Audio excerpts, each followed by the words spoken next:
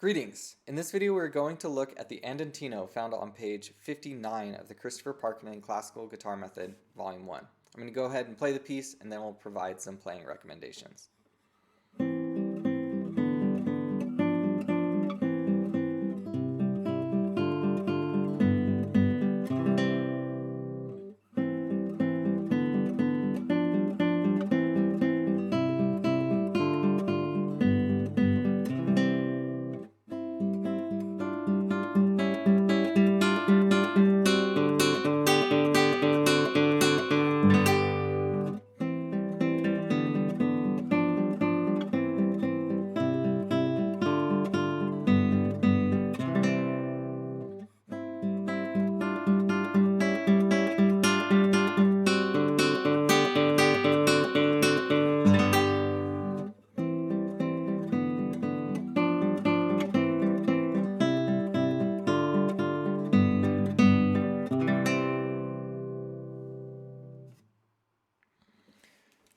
If you are not familiar with playing pieces that have an inner texture like this, we have these G's in the middle of the first line, then what I'd encourage you to do is practice just the top part and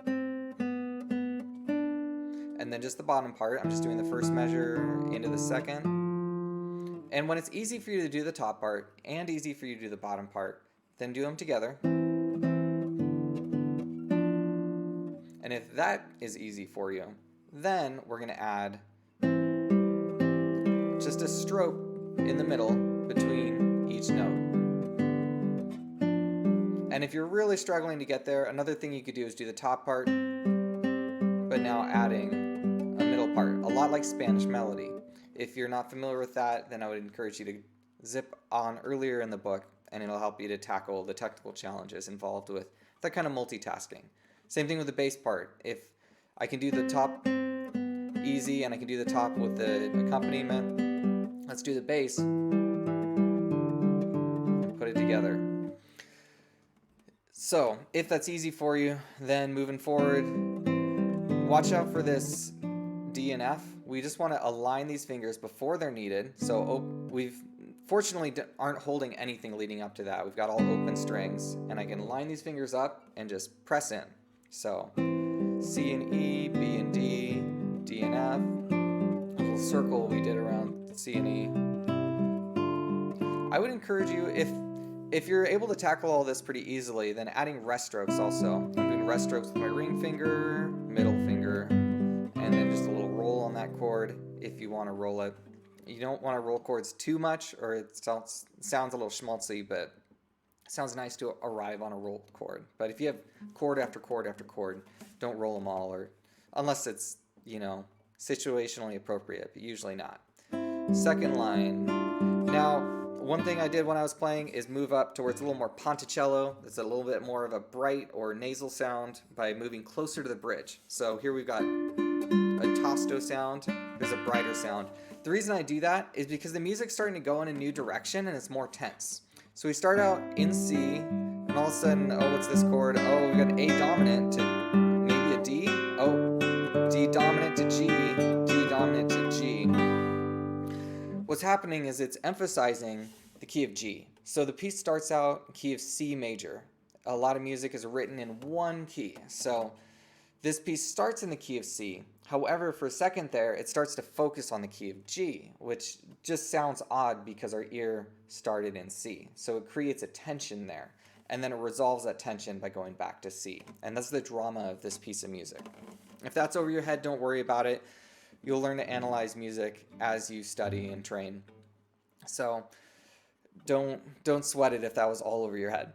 But that to say, we have a tense middle line. The middle line just builds more and more tension, and it's great to get louder and maybe more ponticello just to emphasize the tension, and then we return home. C, G7, G, C.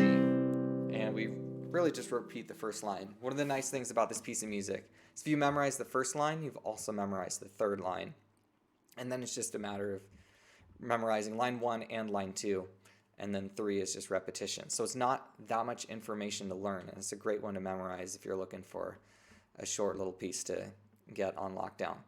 So nothing too crazy here. As far as the second line is concerned, technique-wise, just keeping your fingers really close by.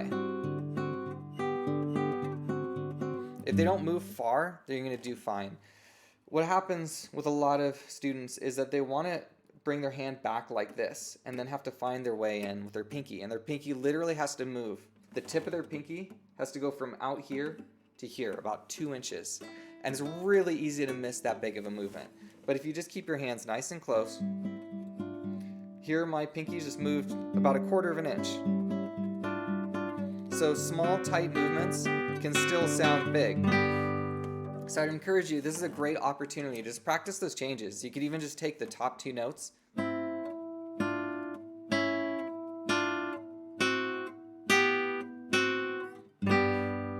And that's really everything that's happening in that top line. I'm just skipping the repetitions. And that's a great exercise for just training your fingers to stay nice and close. So if you're struggling with that, then we want to isolate, simplify, and tackle something simpler. If you can't do a simple version of it, then you're really not going to be able to do a more complex version well. So I encourage you to practice those skills of just stripping it down to its component pieces and mastering those. And when those are easy, then you build on top of that. So that's my advice for trying to tackle this piece. I hope that this was helpful for you. If you like these videos and you want to help others find them as well, I encourage you to like and subscribe. Thank you for watching, and God bless.